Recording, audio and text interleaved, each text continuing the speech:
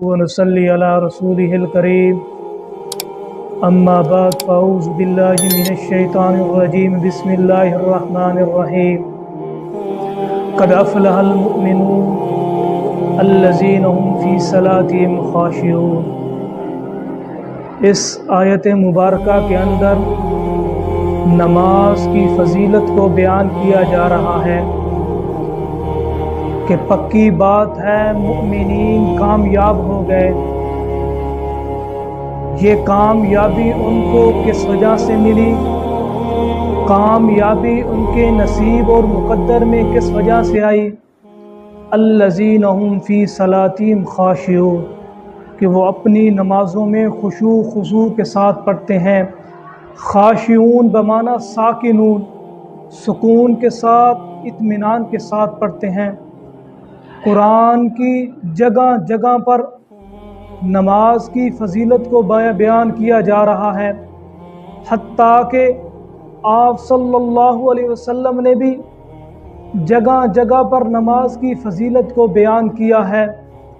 حتیٰ کہ ایک موقع پر آپ صلی اللہ علیہ وسلم نے ارشاد فرمایا الصلاۃ مفتاح الجنہ، کہ نماز جنت کی کنجی ہے۔ اس کو ایک مثال سے سمجھ لیجئے، جس طرح ایک گھر کو تالا لگا ہوا ہے تو آدمی کے پاس چابی ہوگی تو وہ تالا کھول کر اندر داخل ہو جائے گا، اگر چابی نہیں ہوگی تو وہ گھر کے اندر داخل نہیں ہو سکے گا۔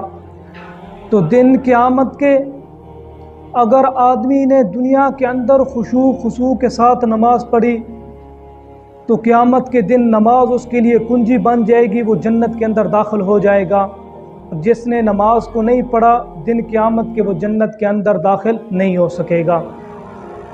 یہ نماز کی فضیلت اس وقت ہے جب ہم نماز کو خشوع خضوع اور اطمینان اور سکون کے ساتھ پڑھیں گے، نماز کے اندر کوتاہی اور سستی نہیں کریں گے۔ جس طرح منافقین نماز کے اندر سستی کیا کرتے تھے، وَإِذَا قَامُوا إِلَى الصَّلَاةِ قَامُوا كُسَالَىٰ، جب وہ نماز کے لیے کھڑے ہوتے تھے تو سستی کے ساتھ کھڑے ہوتے تھے۔ الَّذِينَ هُمْ عَنْ صَلَاتِهِمْ سَاهُونَ، وہ اپنی نمازوں سے بھی غافل ہوتے تھے، ان کو پتہ بھی نہیں ہوتا تھا کہ ہم کیا کر رہے ہیں۔ پہلی بات تو یہی ہے کہ ہم نے نماز کو ہی چھوڑ دیا، کھیل کے اندر لگ کر نماز کو چھوڑ دیا، تھوڑے سے کام کے اندر مصروف ہو کر نماز کو چھوڑ دیا۔ تو آپ صلی اللہ علیہ وسلم نے کیا ارشاد فرمایا تھا؟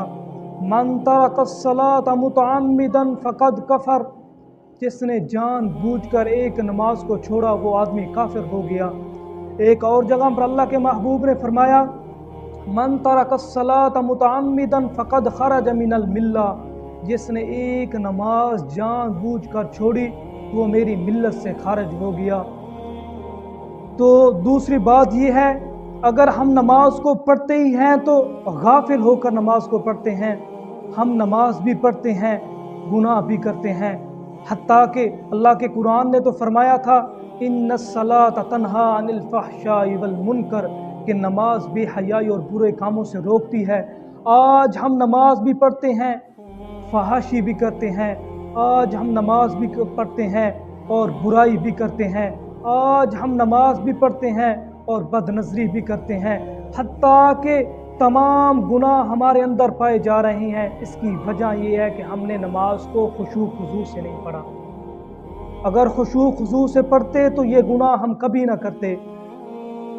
ایک اہم بات اور ضروری بات یہ ہے کہ ہر آدمی کی تمنا اور خواہش یہ ہے کہ میں دنیا کے اندر دنیا کی زندگی سکون کے ساتھ اور اطمینان کے ساتھ گزاروں۔